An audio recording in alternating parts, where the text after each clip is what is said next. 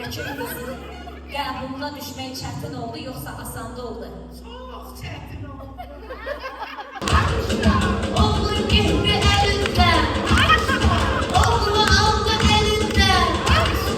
Mənim sözüm qaynanam, Sabirabadın qızları, işvələri, nazları, özləri şirin dillidir, gözəldir balımızları.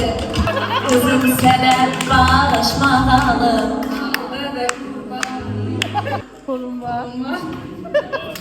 Var. Səni ona ağladı, razısan. Qaynanamız bu dəndən razıdır.